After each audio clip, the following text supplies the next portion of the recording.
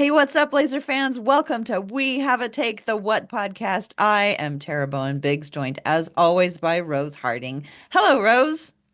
Hi, Tara. How are you doing today? I'm doing good. Missed you last week. We had life stuff going on, so we weren't able to talk. And so as a result, we have like a million things to discuss today.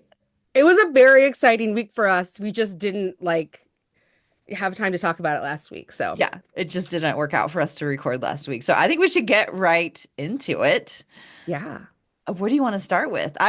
Can we start with, I want to hear about your daughter's experience being a courtside kid at the game you took her to. When you sent that to the group chat that was going to happen, we were just so excited. So please tell us the story. So part of why we couldn't record last week is because I took my husband and my daughter to the game. The Sunday game was like a 3 p.m. game versus the Raptors. It was the women's history game. Um, and we like to get there early because I think Audra likes to walk around a little bit and then go in and see like who's practicing and who's doing what. So it's like as soon as we walked in, some like staff person walked up to us and was like, "Oh, would you be interested in being a courtside kid for halftime today?" And I explained it to Audra what it was, and she's like, "Yeah, yeah, okay, yeah." Um, and so she got like a little ticket and didn't really know what to expect, but there's at the beginning of the game there's courtside kids too, like where like the players come out and high five them. So that's what the courtside kids do is they basically sit on the Blazers bench until the Blazers come out, and then they like put their hands up for little high fives as they all come out onto the floor. Um, and so that meant that like in the second quarter we had to like go somewhere else and meet the staff people, and they took the kids on the court. And they got to watch the halftime show, which was really awesome. It was like a women's wheelchair basketball team, well, like two teams. And so they got to sit like on the Blazers bench during that time Oh, how fun. to like watch that. And also I was like, oh my gosh, like they're just like these little tiny kids on these chairs and like their like feet don't touch the ground because they all have, all those chairs are like bumped up kind of high. Um, and anyway, so the Blazers came out at halftime and they walked by and gave little high fives. Our seats were actually like really nicely kind of behind the bench. So my husband got nice photos. He like walked down a little bit and got some photos of her, like one of her sitting on the bench and high-fiving different players, like Donovan Clingan. Does Um, she have a favorite? well, okay, so we all know that she's like the number one Scoot fan. So she got to high five Scoot, and that was like the highlight of her day. She was over the moon. But then she was like, Donovan is so big. I was scared. And I was like, were you scared? And she's like, no, not really. She's like, but he's so big. Um, and I'll say, like, when I look at the pictures of them, like, he has to get so low. He like, his hands have to be so low to like high five these kids because they were all, they're all like maybe like 10, 12 max, and then, down to like probably like six. Yeah. Um, but one of the things that I think is really funny is that you can see the players' personalities in these pictures that my husband took. Um, that are like Shaden looks kind of checked out and in his own world, and like, and actually, like one of the cute things about the picture that my husband took of Deni is Deni looks like he's being really careful to like get everybody's hands, like, because they're all like different sizes, and um, Chris Murray apparently protected them from a wayward ball that was about to hit somebody in the head. Hero Chris. I know, for Makes safety, perfect right? sense. Safety Chris. Do you think he's like the head of the safety committee? Because don't you think, I mean, like every working group always has to have a safety committee, and I can absolutely see Chris Murray as like the head of the safety committee. Yeah, I probably like he seems very like level-headed and two hands for safety. And he saved the kids from an errant ball. That's right. Um, but I'll say like I was so happy that she was wearing her little Scoot jersey and then she got to high five Scoot in her Scoot jersey. Um, and also so because it was a women's history game, all the courtside kids were girls. So they like part of I think why they like approached us is that was coming with my daughter, and so all of the other courtside kids that day were girls. The first group that was on the floor for like the beginning of the game, I think there was like a Girl Scout troop, Hmm. and then they just found a collection of random girls for the halftime part. I love that for her so much. Did she enjoy the game? Like, was she able to like be into the game during the first half, knowing this was going to be happening? Did she enjoy it? Because I know that she really has a good time when she goes. She totally was, but then like when it started getting close, she like I told her the time, like when there's this much time left on the clock, we need to go. And she was like, "Mom, it's almost time, it's almost time." And then she was like trying to like shotgun her slice of pizza, and I'm like, "No, no, it's fine. You don't have to like cram that whole slice of pizza in your mouth. Just eat what you can, and then come back and you can eat no more when you're done." Um, but actually, so it was really exciting too because um, my friend Amanda, who works the shot clock, um, let us come down on the court earlier that game before the game started. So it was like she got like two opportunities to go on the court in like the same game. And so it's like it was almost like she was like, "Oh, this is just what it's like now. Like I get to go on the court." Like Amanda was super sweet and showed us like where she works and where she does the shot clock. And like there was like, game balls everywhere and like some of the players were on the court. Like it was really cool to be able to see where they work, which is just a really tiny little space. And they're all like everyone is packed in there shoulder to shoulder. Mhm. Um, but I was like, this is like when I was looking at that area where she works, I was like, oh, this is where like sort of like magic of storytelling happens, like the point nine shot, like that we refer to the shot clock, you know? Mhm.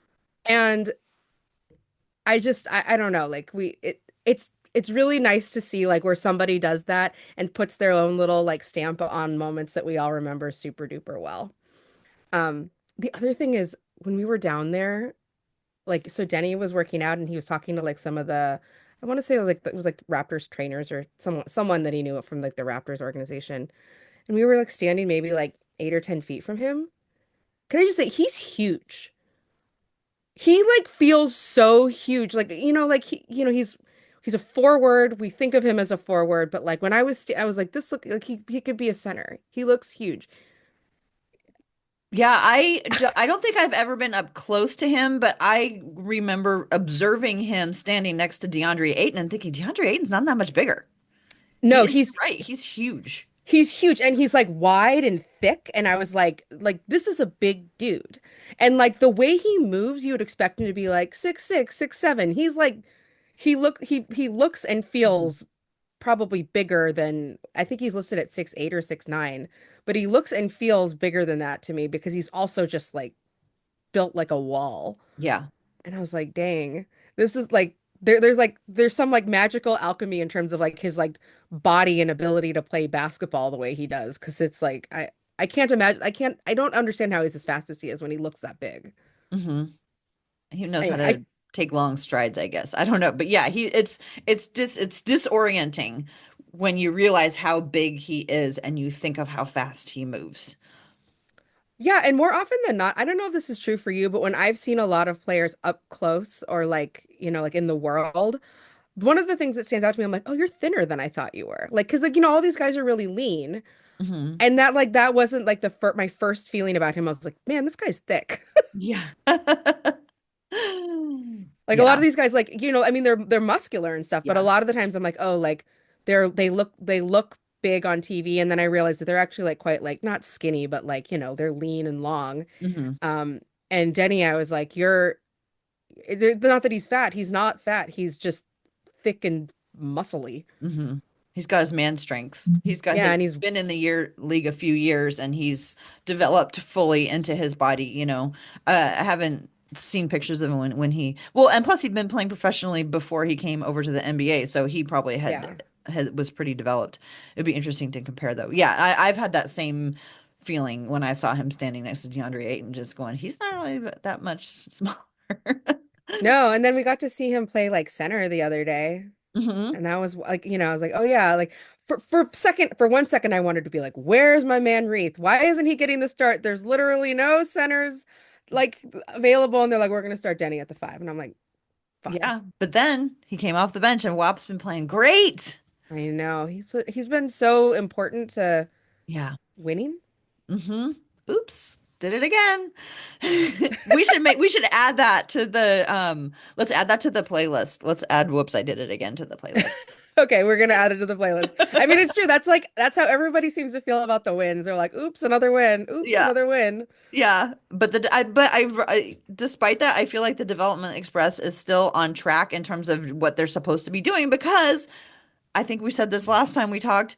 The people who are going to be here in the future are the ones who are playing, which is what's Yes, different about the last 2 years, where it was like, we're probably never going to see half of these people again. We wish them luck, and they will be Blazer cuties in our hearts, most of them. Oh, here comes my cat who found out that I was podcasting. Are we all still going? we're still going. Okay, Yeah. and I'm still recording. It said it was going to turn off the recording. So, hello, Cora. Blazer Um, cutie, Blazer cutie Kevin Knox just signed with the Warriors for the rest of the season. I'm Ah, so mixed about that because I'm so happy for him, and it just kills me. Why did it have to be for them? I know Kevin, can anybody we not but mean them. anything to you? But I'm so happy for him. I'm so Yeah, happy. Anytime Kevin Knox gets playing time, and Cam Reddish too. I'm just happy about those two. same. Okay, so I think it's time for us to talk about our special adventure that we had on Wednesday night. Yes, let's. Okay, yes, let's. I'm ready. Okay. Do you want to like Okay. introduce it? Because I did tease this a little bit on Blue Sky earlier this week. Okay, yeah. So, you and I were contacted by a mutual friend and said the Blazers want your contact information, and we were like immediately, "Oh no, are we in trouble?" I love that that was our first reaction. We're like, did we say something? Did they find out we said something and they didn't like it? I know, and we've been like talking for years about how the fact that they're all listening to our podcast and they're sitting around in the locker room, now we're like, oh no, should we not have been saying that? We're in trouble. Anyway, it turns out we were not in trouble. Turns out we were lucky enough to be invited to they called it a chalk talk. And we got the invitation about a week before, and so then we spent a week trying to figure out what it was going to be like. And they told us that we were going to be meeting with assistant GMs, Andre Patterson and Mike Schmitz, and we were like, well, that's cool. And as a season ticket holder, they frequently will have like during the year they'll have an event. Well, they'll invite season ticket holders to come and talk to people like this, and there'll be like 100 or more people in the room. And like Kevin or Lamar will interview them, and it'll be cool. And they will take pre-screened questions. So like when you walk into the room, you write down what your questions are, and then they go through them and choose the ones that they want to talk about. So that's kind of what we were expecting. So when we showed up on Wednesday, there were 10 people, maybe Maybe fans. There 10. were 10 is 8 to 10 maybe of us. It was a very tiny group. Um, we I knew one of them. I knew Paul from Blazers Edge. So Paul, if you're listening, hey. And then so we met a few other people, and we met Elise. Thank you very much, Elise, for inviting us. It was super nice. So we went up there and just Jabari Walker fan, Elise. Oh, that's right, because she heard us talking about Jabari Walker, and she was like, "Oh, I love Jabari Walker too." And I was like, "Summer League champion Jabari Walker," and she was like, "I will start to call him that." So we went up to this room, and it was like just like I was like, "Oh, we'll get up there, and there'll be like 50 people in the room." But no, we went up to this suite on the club level, which I had never been to a club game, and oh my goodness! Speaking of pizza, we got ranch pizza. But anyway, that's a sidebar. So we get into the room, and it's Andre Patterson and Mike Schmitz as promised, and Casey Holdall's there, and he asked them a bunch of questions, and then at the end it was like, does anybody have any questions? And we were like, just anything. I loved it when you saw that happen. You were like, "Ooh," and you were immediately like ready to jump in with your question because I don't think you were like quite prepared for them to just ask a table full of people what their Yeah. questions are that they didn't vet. Yeah, yeah, totally. I was absolutely shocked by that. So we'll go through it, but so what I would just say is that we didn't record obviously we didn't record anything, we didn't write anything down. Mm-mm. We, want to just give our like impressions of what we walked away with, after this really nice conversation that they let us be a part of. So we're not like reporting anything or, whatever. So take whatever we say with the caveat that this is what we saw through our lenses. Yeah, And there are so no direct quotations to speak yeah. of from this because we did not write anything down. We did not record anything. We were just going to share back to you what our takeaways were and our impressions were of that conversation. Yeah, and also just thank them for it because it was really, really fun. It Um, was. And it was really, I thought, like, I mean, I appreciate that they do these at all, like that they want to like give people an opportunity to hear from the front office, like what how they see the team and their perspectives on like what's happening right now and what they're building toward, because like they wouldn't have to invite us and let us ask questions of them while they share out like kind of their feelings about the team. So, yeah, yeah. no, they didn't have to do this. And you and I both went in with like our ears attuned to trying to figure out like, okay, because we can't, of course we can't just take it as wasn't that nice of them to like without any agenda at all invite us. So we were like, Right. okay, there has to be an agenda. We're not in trouble. But why else would they call us? And so we thought, oh, maybe they're like, they want to see how fans react. They want to know what's on fans' minds. So we were kind of listening, with that sort of ear of like, okay, what are the things that we're hearing that, maybe is potential talking points that they want to know, how they go over. But anyway, so let's start with like, what were your like overall impressions of the two folks that we got to hear from? So yes, I definitely went in thinking like, what takeaways do they want me to have after this? Like, because like people will tell you some things and then they'll also kind of convey just like a general like I felt like we were like being prepared for for like what to what we might be seeing in the off season. Mhm. There was a lot of talk about like, the direction of the team now. What do we talk about in terms of like thinking about these wins? And what I felt like they were queuing up a little bit of like what should we might be able to expect or not expect in the off season. One of the interesting things that I immediately thought of is and when they introduced us to Andre and Mike and Casey, Ryan Flaherty, who escorted us to the space, and also I believe Elise works for him. Um, he works for the team. He introduced us as like a bunch of folks from different backgrounds, all of who are fans and talk to a lot of fans and will have our fingers on the pulse of fans. So, like, that is like the perspective that they approached us with, and which I think can tell you a little bit about what they might be trying to tell us or not tell us. Um, and I'll say, like, I was pleased to just generally hear that they're happy about winning. Like, I know that our fans are sometimes have like mixed feelings about winning, but like my impression from both Mike and Andre was that they're like thrilled that these guys are winning and that's good for the team. And so when like as somebody who's tried really hard to like keep their like negative feelings about winning in check, because as we all are during rebuilding, because winning isn't just winning with a capital W when you're rebuilding and you're trying to secure your position in the lottery. I don't know. It was just really nice to like hear them say, yeah, we like winning.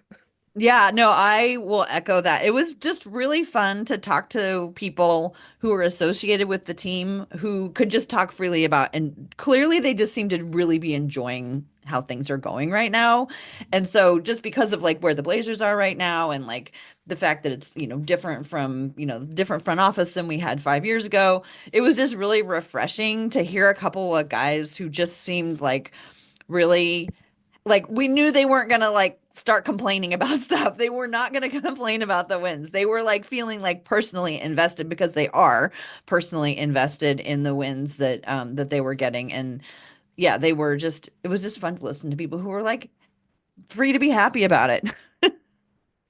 Yeah, and it was an interesting conversation because like these guys had been I mean had been working toward building this team for a while. Like and I liked so at one point Mike Schmitz t told us a story about going to Belgium to see like the Belgian national team play and how everybody was there to see this one player, but the best player at the whole tournament that they were at was Tumani Kumara, but he was a bench player and he played like 6 minutes the whole tournament or whatever. And Hmm. it just realized how long these guys have been investing in knowing about players and putting together a team for it to like finally get to this point. Because like, we as fans follow the team and we care about the players that come in. And I can be like, oh yeah, I watched a lot of like Deni play last year, in the Wizards, but like I didn't watch him play in EuroLeague. And like some of these guys have been followed by members of our front office for far longer than I could even have imagined. So it's just really nice to hear them talk about like how far back some of their like history is for following these guys, and also finally seeing what it means and how it turned out so far with them playing on this team. My impression of Mike Schmitz, he is absolutely living the dream. He was so like affable and friendly, and I was shocked how young he is. I mean, I guess I sort of knew that, but when because he was I think like 32 when he was hired by the team. So he's only like 35 years old. He's very young, but he's like in this place where he's like building a team, and both of them seemed like they really love the team building, which I thought it kind of gave me a little bit of a perspective on the fans who do all of the team building talk. And it can get like a little bit like, okay, like you're not really in charge. But I also kind of got like the fans who were talking about team building, like trade this person, do this, build this, they should be doing this, they should be doing that.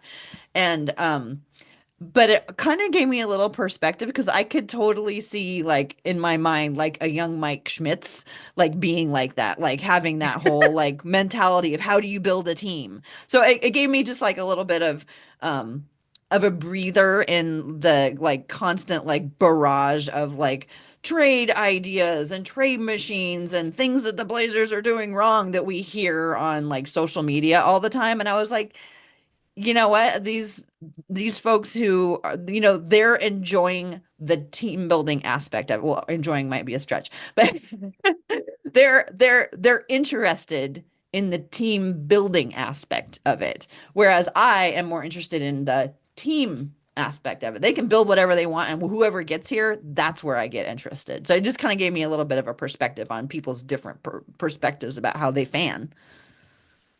Yeah, one of the things that I was listening to also was like who they talked, which players they talked about and in what context. Hmm. Because there was definitely like an air about some of the players where I was like, that player's part of the future. Like it was very clear the way they talked about those players. Like I don't know about how you felt, but I was like, Denny's part of the future, Tumani's part of the future, Scoot's part of the future. Also, surprisingly, I felt like they were talking about Ant, like Ant's part of the future. A lot of like fans are like kind of wondering like, oh, when's Ant going to be traded? That's not the impression that I got when we were in that conversation. I don't know how you felt about it.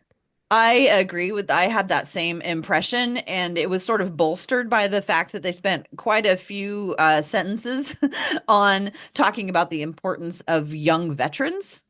Yeah. And especially guys like Denny and Anthony, who have been in the league for a while but are not very old. They did not talk as much about the older veterans on our team. Um, they did talk about DeAndre DeAndre. as well too. So I got that same impression that by talking about those people, they were excited about the future built around these players. And it made me think about like going back to like the team building aspect of it, because one of the questions that one of the other guests asked was about, or maybe it was from, I can't remember who asked it, but it was about what are they looking for in the Hmm. future? What would they add to the team when that time comes? And they talked about, shooting because everybody's looking for shooters, and they talked about somebody who could read the floor. And as they were talking about it, I thought we've just heard them talk about how much, they love the guys on the team and how close the team is, how tight knit they are. But like to add more people to the team is going to necessitate you can't keep everybody on the team. It's just it doesn't work out like that. And it just got me down the rabbit hole of like, I wonder what that's like for the people who actually build the teams to see the people that they invested in and brought in and poured into, by necessity need to be traded or move on in free agency. Yeah, it's interesting to hear about because I'll say for me, like I one of my icks around like basketball talk is when people stop talking about players and they start talking about assets or like them people in terms of money because that just feels really icky to Hmm. me. But I understand that people whose job it is to make these transactions have to think of guys this way. But it was really interesting because I think at one point, I don't remember who it was, whether it was Andre or whether it was Mike that was talking about, I think it was Andre talking about the balance of giving guys the opportunity to develop and increase like maybe like skills that they are still working on, while also for guys that are going to be here for a long time. And then also the balance of increasing the value of other assets who maybe aren't going to be here for a long time. That was like the feeling that I got from this like kind of comparison that he was making. And it also got me thinking about like some of the guys that we started to see a lot more recently play. Like some of these guys may be getting the opportunity to grow some of those skills that they've been working on, but even if that is not what like even if that's like their future is not here, increasing those skills and they're giving them opportunity for development and to showcase what they've been able to work on here will eventually be valuable when it's time for them to move on and be traded. Again, this is like right around my ick zone where I start to feel where because I want to talk about these guys because they're guys that we love and we've grown to love and appreciate. And I wish they could all be Blazers forever, but I can appreciate what they're trying to do in terms of like giving these guys an opportunity to shine. Because for me, I want every single one of these guys to succeed in the league, even if it's not here. Hmm. And and it just gave me like a different eye as I've looked at the last like 3 or 4 games. Like whose skills do I think are being showcased? Hmm. And who's are being are being which guys are being given the opportunity to get game time on skills that they've been working on in practice or in training. Yeah, I'm glad you brought that up because what I took away from it is very very similar. Um because same, I don't like it when we talk about, players as assets or whatever, but hearing these two guys who work in the front office, they talked about it in terms of giving the players having the ability to build their own value. And I Yeah. had never really looked at it from like the players, like they want to build their value too. Like they don't want to just be sitting on the bench and not showing people what they can do. And Yes. I had never heard somebody explicitly state it as like the players have their own agency to build their own value because they want to succeed and be successful wherever they go. So, seeing WAP play a bunch and really show a lot of growth and development and his ability to like hold his own, which we hadn't seen before. I was looking at it less now as like, oh, the Blazers are showcasing him so they could trade him. I was thinking of it more in terms of like, yes, that is happening, but also the way that these guys seem to really care about everybody. It was like they also want WAP to have the opportunity to build up his own value, not just as an asset for the team. Ugh, that sounds so gross saying it that way. Yeah. But as a person, being able to go and show what he can do.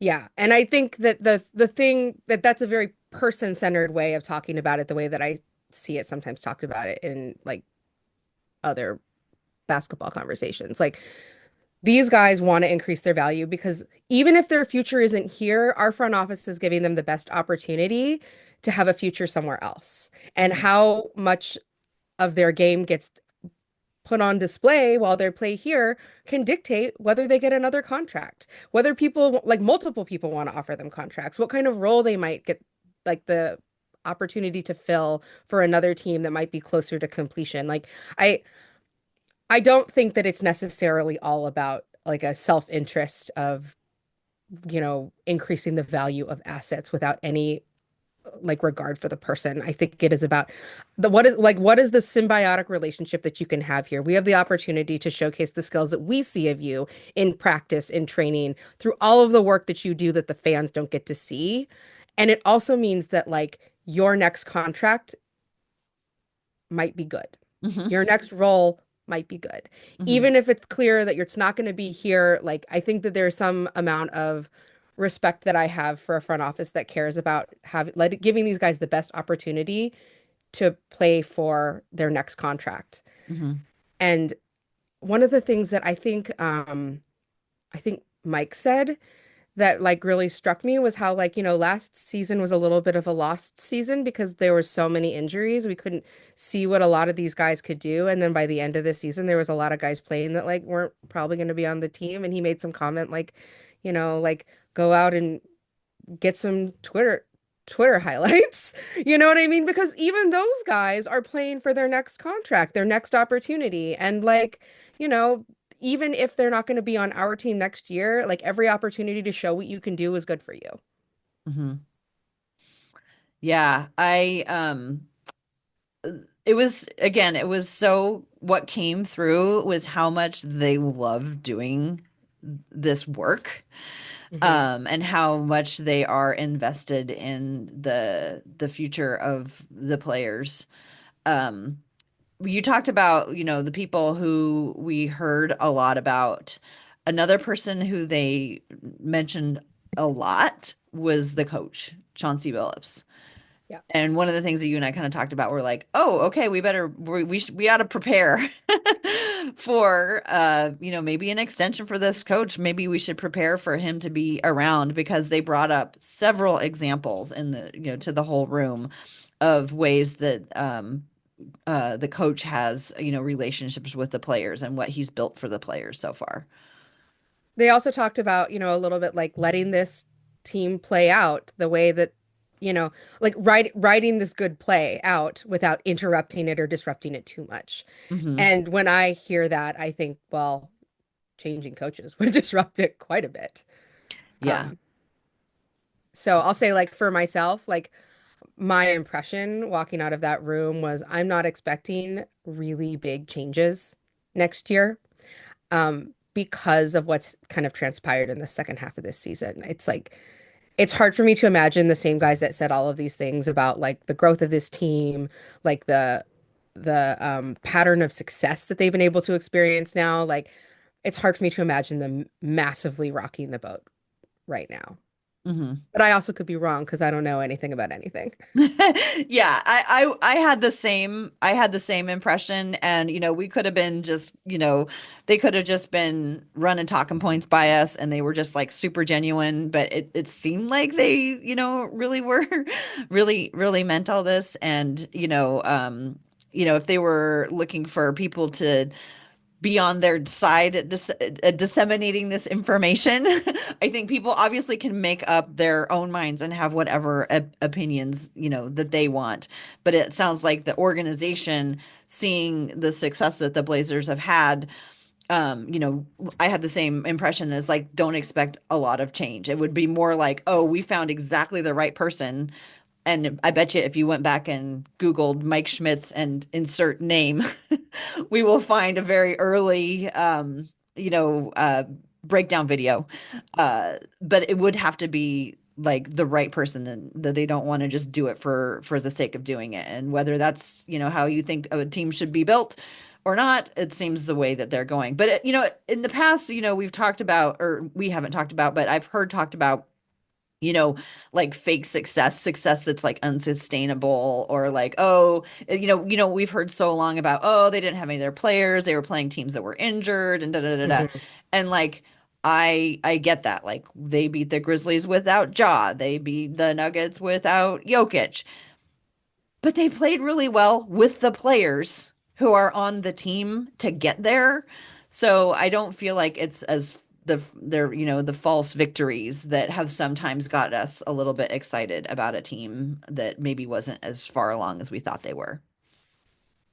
Yeah, same. And also like, they did beat these teams without some of their stars, but like they've been playing really well and building upon past good play to do Hmm. it. Yeah. And so I don't think that we're seeing something that is wildly inconsistent with the team that we saw 5 games ago. I Hmm. don't think we saw something that's wildly inconsistent with the way that they were playing 10 games ago. Like this all feels like it's building very organically in a way that feels very hopeful for me. Hmm. And so I'll say I'm not sweating over the fact that they didn't play Jokic or they didn't play Ja. That's their bad. Yeah, I would say, it's like they're winning the right way. They're winning based on they're doing the things like that they said that they were going to do, and they've figured out how to do them. So I would just to go back to our fun Wednesday night with those guys after the question and answer session, we had like a little social time, which Hmm. shocked me. And you and I just like we like went straight to like nobody else was like lined up. I don't know. I'm sorry if you were there and we were hogging all of their attention, but we were just like we had like a million questions for them. And I think I personally was personally quite taken with Andre Patterson. I was like, this guy loves what he's doing. And so I like went to go learn a little bit more about him because I was like, where is he from or whatever. And so he played for 4 years under Bobby Knight. Hmm. Um, during that time where Knight was under a lot of criticism, and even like in some of the interviews with Bobby Knight, like he said some things about like Patterson, like, not playing well, not he wasn't tough enough and stuff like that. And Patterson just like he stuck with it. He kept with it. His junior year, he had this amazing game where he scored like 39 points against Duke in a preseason tournament and just blew everybody away. But uh, so after doing that, he's done lots of different like front office and coaching jobs. So Hmm. right after he went to like University of Texas Arlington and was like a coaching intern and then an assistant coach and also an operations director. He worked for the Idaho Stampede G League team. He also worked in the front office for the Cavaliers. Like you and I were like, did he work for the Cavaliers? Yes, he did. It was the stop right before here, I think. Yes, yeah. So he's got like a really broad experience of both coaching and um front office work. And I thought this guy's gonna be around for a long time, whether or not he's here for Portland, which I would be great because I thought he was really great. But yeah, you can see that like he's planned on doing this work and he's really thrown himself into it. I think he also, so he played in the NBA briefly, and then he also played Yeah. overseas. So he Hmm. also Yeah. has a little bit of an interesting overseas connection. Yeah. Um, and as we brought in Deni, and more, I think of the league is looking to Europe to like bring in talented players and interesting play styles. Like he might have a really interesting perspective on that as well. Hmm. Andre, I thought one of the things that my immediate reaction to Andre was like, oh, this is a really personable, like kind guy who, talked to us like really authentically. Um, and I was like, one like the whole thing that I was thinking about is I think everybody knows what Mike Schmitz does for this team because he was on ESPN, like people know his background, a little bit of like a wonderkind in terms of like his age and his rise in the basketball world. But Andre Patterson is older, has been around and played lots of different roles and worn lots of different hats. I think people weren't really sure what he did. And when he explained that he like sits mostly on the operations side, and then he described a little bit about what he does to us, my first reaction was, I bet it's really hard for people to understand what he does, but I bet it's invaluable because he feels like he has a really light touch, a really nice way of explaining things. And also he like really talked about the perspective of treating these players as human beings and helping them find their footing in a new place and make transitions so that they can play well and be successful here as players. And I was like, man, his vibe is so our podcast. Um, So I was that was like that's what struck me is that like he probably holds a lot of really important relationships. He's probably somebody that the players really trust. And like anybody who can make those kinds of connections with people is really, really valuable. Hmm. It's like hard to quantify on paper, but like when I was like talking to him, I was like, I get why this person is in the front office and why he's done so well and why he's so important. Yeah, to rewind it back to where you're saying his vibe is really our podcast. One of the things that he and also Mike Schmitz, so Mike, you're also our vibe, is they were talking about that the fact that Denny and DeAndre both when they came to the team, it was the first time they had gone to a second team. And I Yeah. never really like we've wondered before what's it like to be traded and and stuff like that. but we hadn't really thought about it in terms of they came in and they only knew how one team did things, and so they had to come in and learn how a second team does things. Like I'd thought about it in terms of like just being uprooted and having to move and like find out where everything is, but also just I hadn't thought about it before in terms of just like what's it like to be with a different team when you only know one way to do it. Yeah, and like, before that, Denny was in Europe. Denny was in Europe and then he came to the NBA. And like when he went to the Wizards team, like they were like, you got to fit around Russell Westbrook and Bradley Beal. And also it's the pandemic. Like it probably was like a hard transition then, and then a second hard transition to another new team where it's a completely different canvas that they're working with. They're Hmm. painting on a completely different canvas. It's mostly empty. Whereas he arrived on the Wizards and there was a lot of stuff already filled in. Hmm. Yeah. I I'll just say like I appreciated that they cared so much to know about these guys' lives and how those transitions might be for them. And also it sounds like, they had some patience for them as they figured out their role here and how to fit in. That was one of the things that I think Mike Schmitz talked about at the beginning is that like, Denny had a hard time fitting in at the very beginning because he was trying hard to fit in with a team that really didn't have an identity yet. And I'll say like I think a lot of our team identity was like got a shot in the arm when Denny decided to just play his style of basketball. Hmm. Um, he Mike made a comment about how Denny plays with like an offensive force that's like really, really rare. And I do think that like that gave us more of an offensive identity when previously we saw the defensive identity starting to come into shape first. And we're like, oh, we're like pretty good on defense, but like our offense, we don't really know what's going on yet. And like Denny's like aggressive style really helped us see who we could be offensively. And that's been really exciting. Yeah, together with Tumani's, just like the fact that like Denny will run anything down in offense and still play good defense, and then Tumani will run everything down on defense. Basically, we're the team that will just like run anything over. Yeah. Um, it's yeah, I was so pleased to see how much they appreciated them as players and as people. That just Yeah. made me really happy. Yeah, one last observation that I'll make, and it kind of takes us into some of the questions that we got. But they had mentioned some things about leadership, and so like when we were allowed to ask whatever question we wanted, I jumped in and I said, we've for 10 years we watched Damian Lillard be the leader of, the singular leader of the team.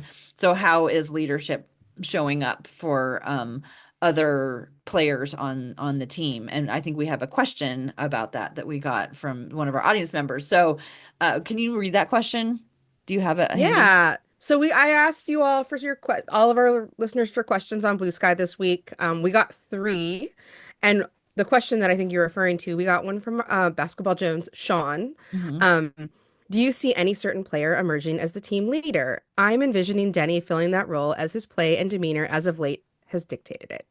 Yeah, so what I wanted to tell you, Sean, is that one of the things that they talked about is, that they mentioned several guys, and when they talked about Denny, one of the things they talked about is how when he first got here, he had to like get his game right because you were saying like he wasn't quite sure like what the style of play was like and what he was going to be able to do, and so he like had a pretty rough first month or so.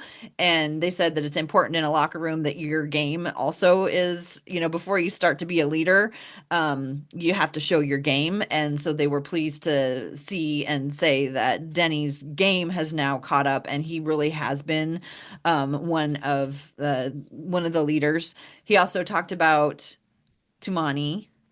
Um, he mentioned Anthony growing into a number of kind of new things. We didn't really I don't think hear specifics about ways that Anthony had stepped into leadership, but they definitely mentioned him. And then they were like, yeah, it's kind of a collective. And I was like, oh no, don't say that collective. Remember what happened in Brooklyn when they had the collective? But but what came across is several people are stepping up in different ways. They also did mention about DeAndre Ayton. They said, who knew that DeAndre Ayton had leadership capabilities? And of course, I picked up on that and tried to bring it up, and they were like, they didn't really address that. But that's They were like, they're like, I did say that, but I also said yeah. Denny. They wanted to reiterate that like they saw Denny's leadership probably like I would say like most consistently they were talking about Deni as a vocal leader of this Hmm. group. Um, so I will say, Sean, I think that you're right on the money. I would say that I think that the assistant GMs really see him as a leader. They also talked about how Scoot has become one of the more vocal members of the locker room, but also like if you're thinking back on the other comment that we heard, which was that they need to get their game right before they can start talking a lot. A lot of these guys did not have a chance to get their game right last year because they were injured. And so guys like Scoot walked in and then he was promptly injured. And then how do you, as the new rookie, come in and kind of assert any amount of leadership when you aren't even on the floor? So I think that maybe we had some delayed development in terms of our leadership voices, but this year has like been more of an exciting opportunity for that to take shape because we've been healthier and like the play is coming along. Yeah, it was a great question. I want to get to our second question, who is from Jason Techubus. Which Blazer has surprised you the most this season? God, you and I were talking in the meeting about how because we were telling Mike Schmitz that we had what awards and we wanted to get him in to help us with the what awards. And we were talking about how like it's gonna be we have some like we have most improved and we have Most valuable Blazer. most valuable blazer. Like we're gonna have some interesting discussions on that this time. So surprising. I mean, I guess Denny is kind of like an obvious one because like I didn't know what he could do. Mr. Avdija, I did not know your game. Um, so he's probably one of them. I don't know. Let me think on that. Do you have a player or two that you've were most surprised by? I do, and it's probably going to be surprising to even you to hear this. Okay. Um, the Blazer that has surprised me the most this season is Anthony Simons. That's a great answer. I love that. Because, I think that like you don't have to go back very far for me to like wonder like whether to hear on this podcast, like I was wondering how he could really fit in with this new group of young guys and whether he needed to move on. I think we both for a while thought like he's not going to be able to contribute to winning here soon enough. We think he should be able to move on and play for something. Because we know he's a great player and we've loved having him here, but he was also kind of like the last guy to kind of represent the old guard of our team. Um, but he has really developed into a wonderful player alongside these new young guys. I think that I've seen him work harder on defense this year than I've ever expected I would ever see from him because we didn't really like focus on that under our old coach and our old GM. Like that wasn't really a focus of building on that team because I don't know why, but we have not had in the last 10 years very many guards that played good defense. But I can see him working harder on defense. I can see him working harder to fit in with this group of guys and adjust his play style. And as the season has gone on, I've seen him make wonderful strides that I didn't know.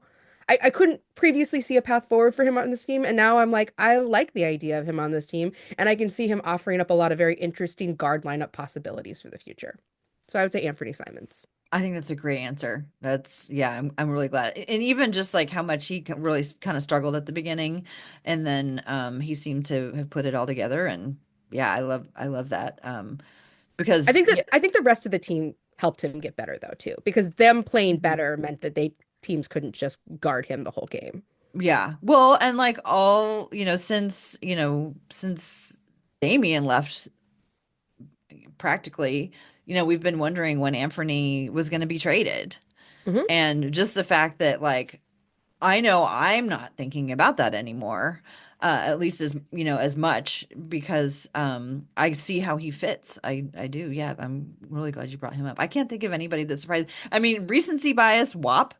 I was like I had forgotten about him basically, and I thought, we'll only see him, when he's needed at the end of a blowout or whatever. But for him to step in and be able to consistently score and provide some resistance, I mean, like considering the resistance we've had in over the past decade from the center, you know, um what he's been able to put up, I yeah, that I would say that has surprised me. Yeah, totally. I mean, it's just been so long since we've seen him play Yeah. meaningful minutes, like that isn't just at the end of the fourth. Yeah, and I thought that he'd be like, oh, but then it like he kind of opened my eyes, like, oh, he's still got it, or he's Yeah. got it. And he is like, it's easy to forget when you haven't seen a guy for so long, but like when we've been watching him play over this like most recent like winning streak after Aiton went down, like Donovan has been exceptionally wonderful to watch. I've loved watching him grow over these like in these starting minutes, but the winning would not be possible without Reith stepping up to play really good, meaningful backup minutes. Like he has great like paint fundamentals, like which I sort of remember about him, but it's like easy to forget. And then I'm watching him play like a five, and I'm like, he can hold his own over there. Like he gets a block every now and then, and he plays, good, tough defense when it's demanded of him. And I'm like, not that mad about it, like it's just easy to have forgotten about it because we only see him in the end of the fourth where his whole job is to stand at the top of the key and shoot three-pointers at the end of the game. Mhm. Um, the other thing that surprised me is that, and this isn't really about a player, it's an observation that I didn't think that I would be making this season. And that is, remember how like at the beginning of the year, Chauncey basically like would stand on the sidelines and like physically do all the things that he wanted the players to do because he couldn't be out there doing it. So he'd do that thing like when you're an exoskeleton and you do all the moves and hope that everybody else does the moves too. And that hasn't been happening. And I feel like I kind of thought it would take like a whole year for them to get to a point where they like understood what they were supposed to do without like being told constantly, but something clicked and they've been able to like they're not looking into the sideline as much anymore. Like they'll still go over and have conversations with the coach, but it doesn't look to me like it used to look like where the coach was basically mimicking for them so that they could mimic him or was doing the moves for them so that they could, that he would like put his hands out like get your hands out.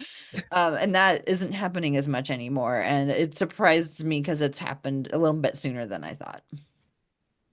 Yeah, that's a good point. I've also noticed, I don't know if you noticed it. So Chauncey used to just get like on the court. He'd be like in the mix and I'd be like, oh, don't get that tech. Do they even give those texts? Remember, they made a whole big deal about players coming out on the court and coaches coming out on the court. Do they even give those texts? I don't even think they do anymore. I don't know. Only when like Scott Foster's gets a wild hair and wants to ruin somebody's day, I guess. Speaking of refs, I want to give you props for on Wednesday night when we were going in through the underbelly of the arena. Um, so this guy walked by like all dressed up in a suit, and you were like, I know who that is. I know who that is. And you did not let it go. And then you figured out that it was one of the refs.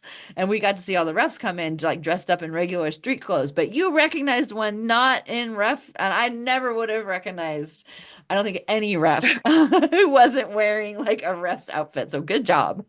Oh yeah, so it was Mark Davis because Mark Davis. I was like, oh, that must be 'cause, like. So he was the crew chief that night. And I saw him walk in. And I was like, I know this guy, and I was like trying to think about like, is he with the Raptors? Like, because I know I knew his face, and he was in regular clothes, and he was out of context. And I was like, God, I know this guy. And then like we walked away and we got in the elevator, and I was like, that's a referee. And I was like, it's Mark something, but I couldn't think of Davis at the time. I But can't like, believe you knew his first name. I just like oh, oh, I, I keep my list of refs so like in my head of like who I like generally, who I really don't like, who I control my husband with, who is Tony Brothers. I know. I feel like if you saw Tony Brothers on the street, you would know it was Tony yeah, Brothers. maybe. I mean, I think if I saw him like in an arena in plain clothes, I might recognize him, but not just like out in the street. I don't think I would.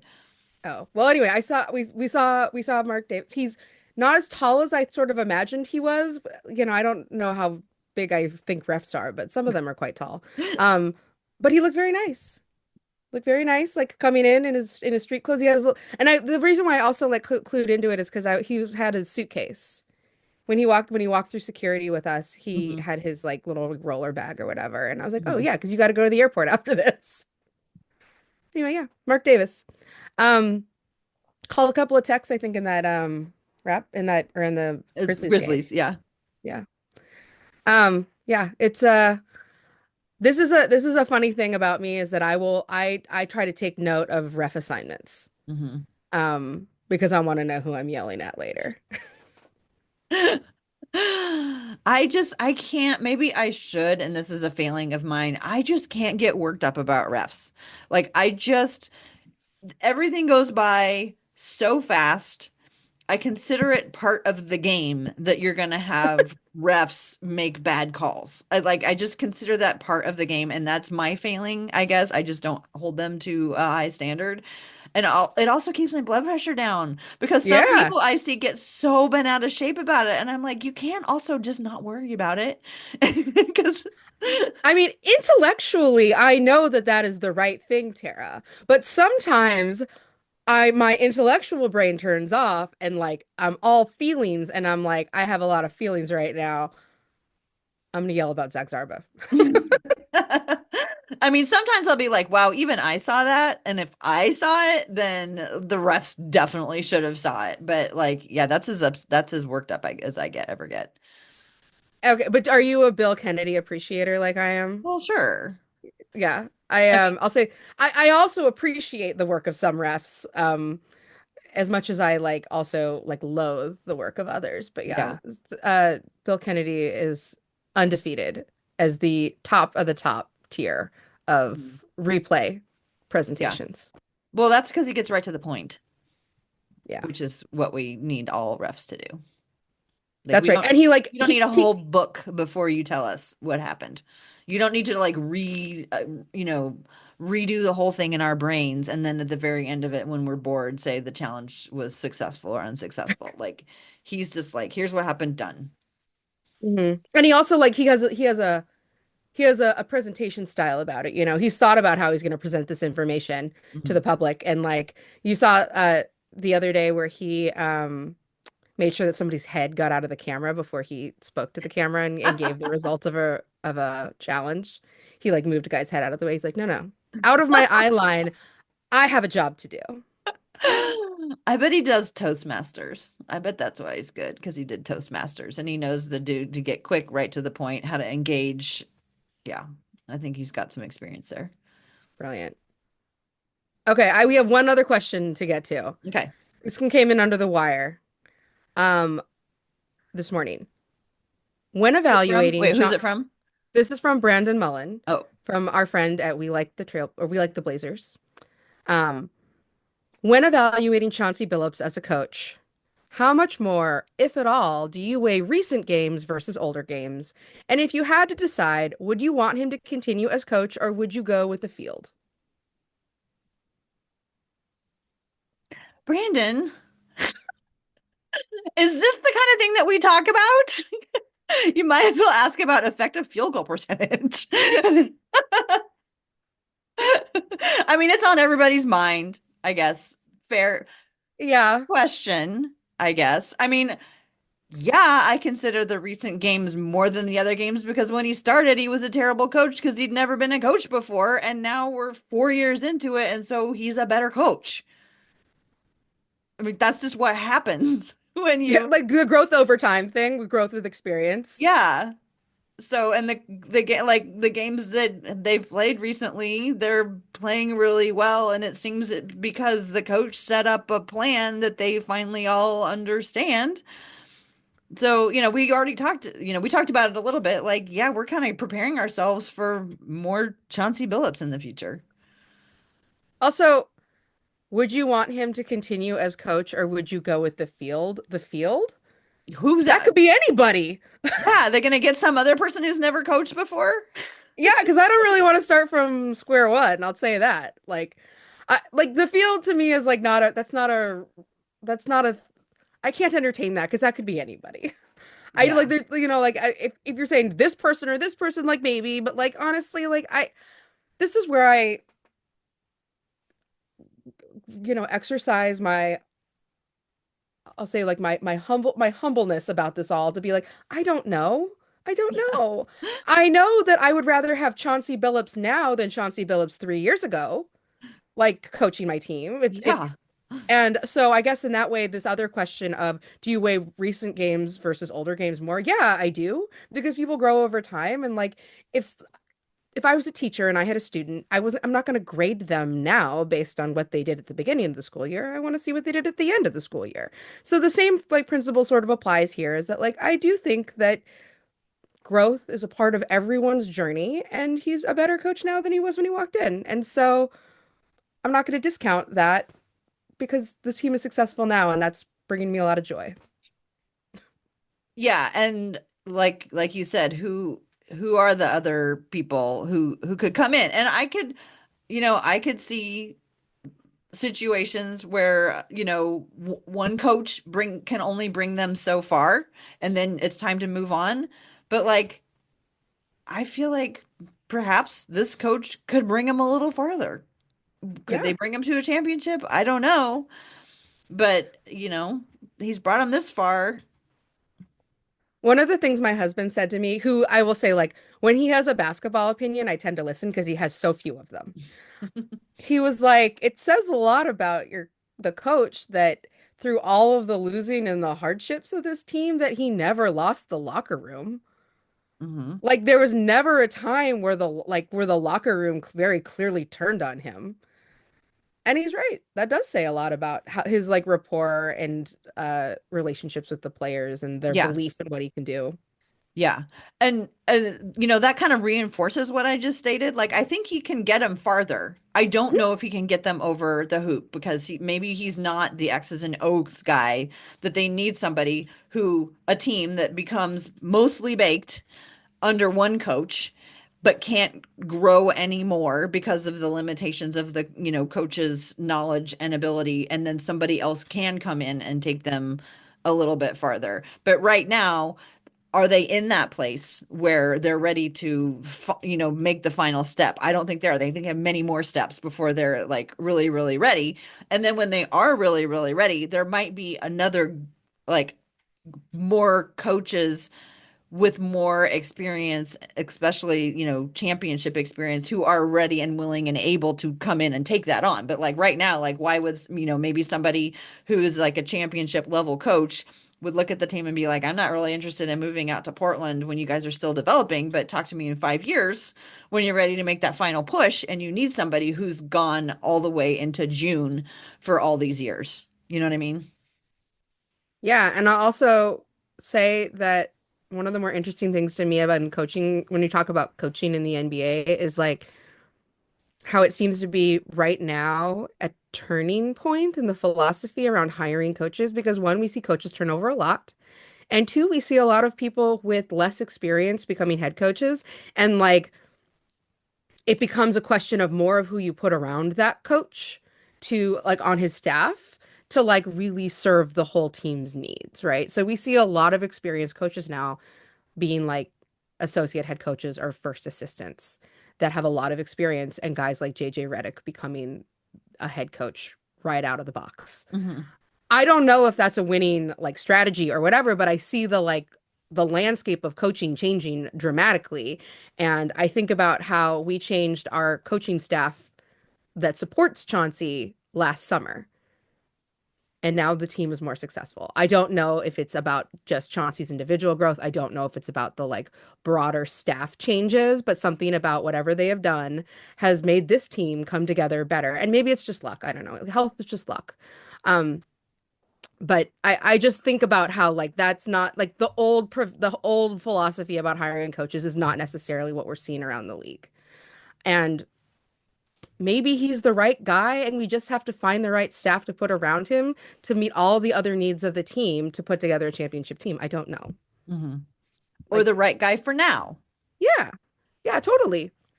I guess we It's did have some thoughts. we did have some thoughts, but I can't I'll say this. I am not somebody who would ever say I know what the right Yeah. decision is here and thank God it's not my decision to make. Yeah. And like none of this negates the fact that we did not like the way that the hiring went. Like Yes. speaking for myself anyway. Like Yes. I don't like how that went. But here we are and we're 4 years in. We're in the fourth year of fives, right? Yeah. Um and like that's just It's what I see right now. Yeah, same. And I'll say I am somebody who has a little bit of a short-term memory about that. I also remember not being very happy about how that coaching decision was made. But it was like I'm like that was a whole GM ago. That was so many years ago. That was completely different circumstances.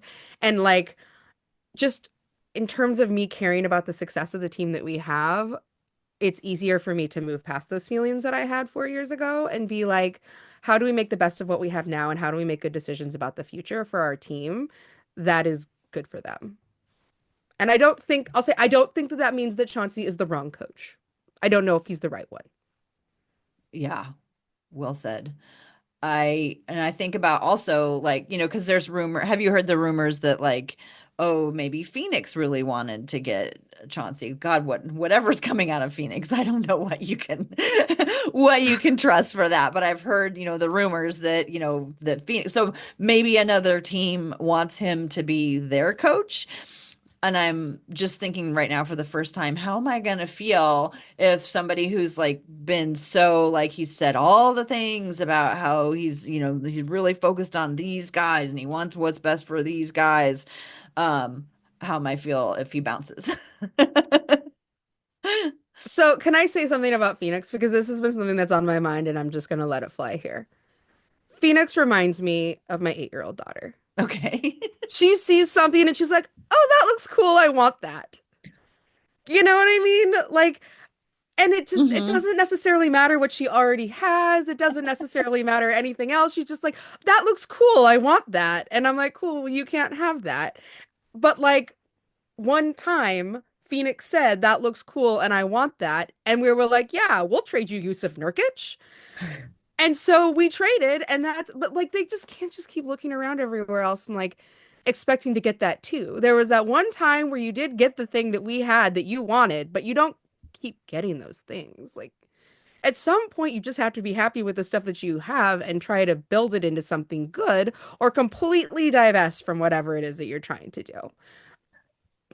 Miss me with whatever Phoenix is doing over there. They're running that team like an 8-year-old, is what I'm saying. Oh, I want that. Okay. I have to say that I'm shocked when you said that they said, that they wanted Yusuf Nurkic. I thought you were going to say they wanted Kevin Durant and then you said Yusuf Nurkic and I was like, "What?" Like I Well, from wonder. us. Yeah, I was like, did they really want him? I don't know. But like I totally get where you're coming from because like yeah, absolutely. Like we want Kevin Durant. Well, let's go out and get Kevin Durant. And now we're forced in a situation where we're gonna take Yusuf Nurkic. And yeah, it's just like it doesn't always just because you want it doesn't always mean it's the right thing. I love that. They wanted Yusuf Nurkic because they wanted him to guard Jokic. Because they thought DeAndre Ayton was the reason why they didn't win a championship the year they got to the finals. Like I understand why they think that, but also I'm like, come on, guys. Yusuf Nurkic is not the missing piece. Totally. Um, anything else you want to talk about with the chalk talk and that game? I no, I don't think so, except to say that we were in the club level and we got to have ranch pizza and you and I could not stop talking about how good the pizza was the entire It game. was really good We were pizza. like, that was so good. And I don't think it's fair. Maybe that'll be my take. I don't think it's fair that club level gets ranch. Not that the other gets ranch pizza while the other levels you have sizzle pie. Not that there's anything wrong with sizzle pie, but like how come I have to buy club level seats to be able to go buy ranch pizza? I would like to see ranch pizza on the ground floor. I mean, I think that's an exceptional take because we had that pizza. It like changed the whole night. We were so happy about it the whole time. Um, I couldn't stop talking about the stupid olives that were on that pizza because the olives were so good. It was really, really good. But you have to buy club level seats to be able to have access to it. And my take is that I think they shouldn't have, like, you already get a lot of amenities being in the club level. You get to like have a little bit quieter space. It's not like as packed as the concourse is. You have more options for like sitting and eating before you go in and out of your seats. You have smaller rows, so you're not climbing maybe over as many people. There's a lot, all kinds of amenities that you already get for paying for club level seats, but I think that they should be more democratic about having ranch pizza available to everybody or 50 licks ice cream. I Oh have to yeah, say, there's 50 licks there too. yeah, and I was so full from the delicious pizza. Maybe that's why they don't want to have it on the concourse, is because everybody will get so full from the delicious pizza that they want to go back and buy more. Because the other thing I would like to see would be ice cream that you can actually scoop on the concourse. Right, not just Dippin' Dots. Yeah. Yeah, they Which have I've 50 never licks. had, so maybe that's my problem. Maybe if I had Dippin' Dots, I'd be like, "Oh, I get it, I get it," and then so maybe that's an assignment that I need to take on myself. Well, you'll have to go early because by like halftime, it's just a line of children. I know this because my child likes Dippin' Dots at the Blazer games. But like you have to be so like that's the thing that you have to be strategic on the first level for like what you want when you want it. You have to be strategic about when you have to pee. You have to be just strategic about when you want your Dippin' Dots because otherwise you'll stand in a line for a quarter and a half. Yeah.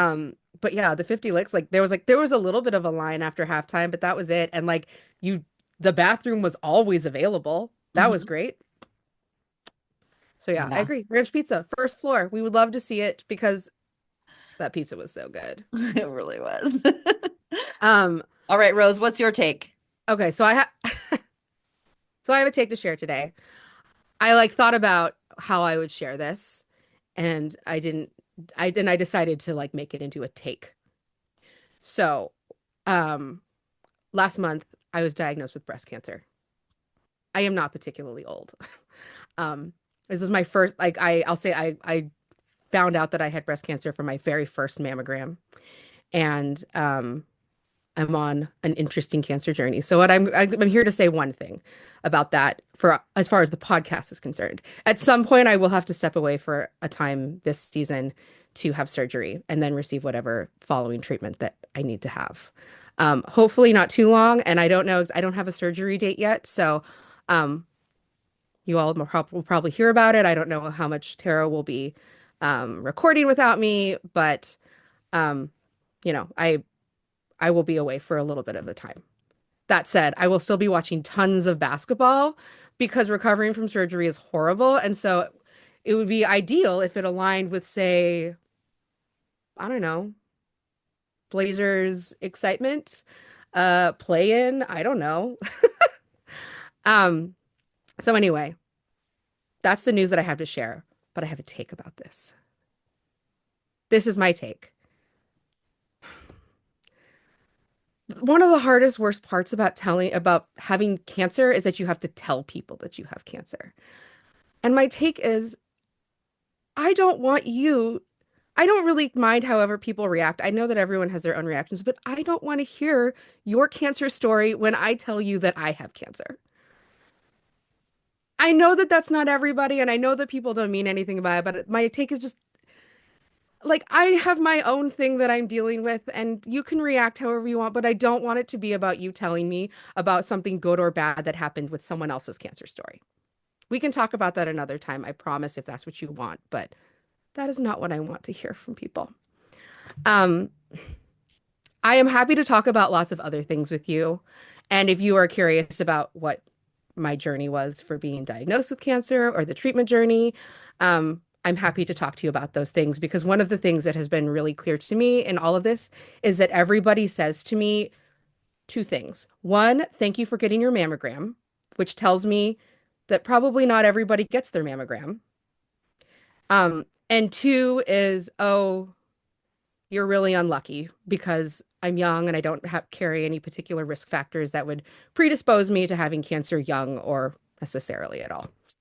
But anyway, I know that some people don't get mammograms for various reasons. If it's something that is stressful for you or scary to you and you want to know what to expect and that can be helpful for you in figuring out how to do your regular screenings, I'm happy to talk to you about this entire process if that is what you would like. But please, please don't tell me about your experience with cancer through yours or someone else that you love. It is not that I don't care, but like I don't really want to carry that right now because I'm just carrying my own story.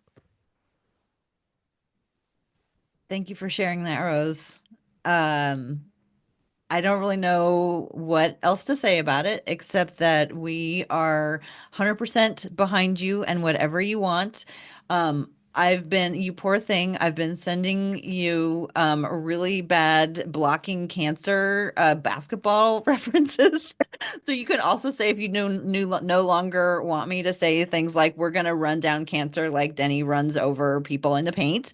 Uh, You can say all of that. I am so down for those things.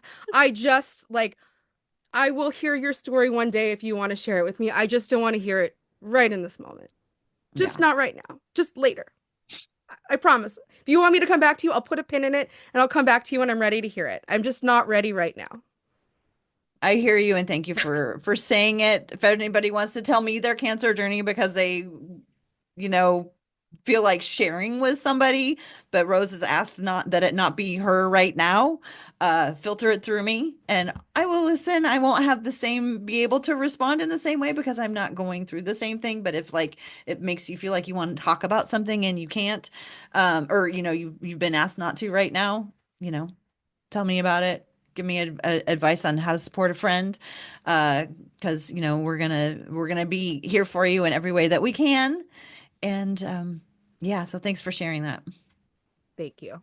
And I'll say, it doesn't like I love you all, and I am so proud of everybody who has beaten cancer, and I'm so sad for folks who have experienced like grief and loss around cancer. But I'm just trying really hard to focus on me at this time and my family, and the stories of others will make their way into my lives at some point. I have the capacity for just my mine right now.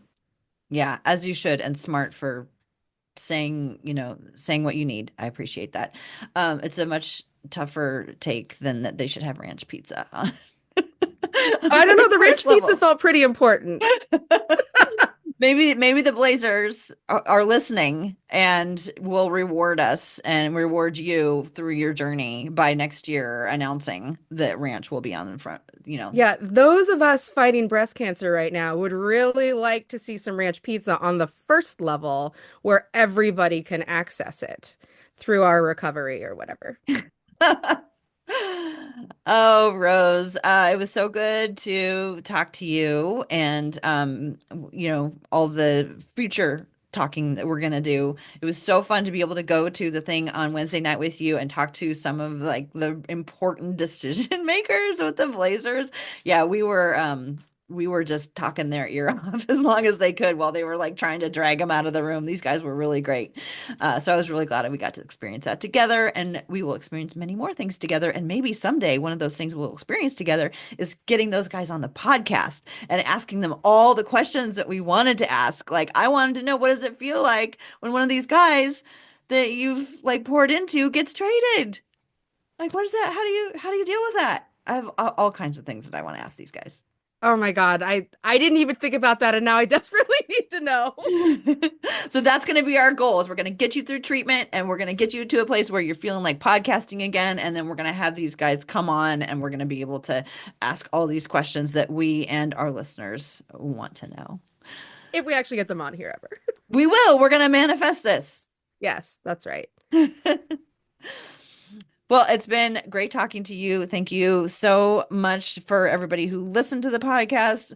You can find us on Blue Sky at TCB Biggs. You can find Rose at Roselle Harding. You can find our podcast at We Have a Take. You can find it wherever you get your podcasts. Thank you so much for listening and go Blazers.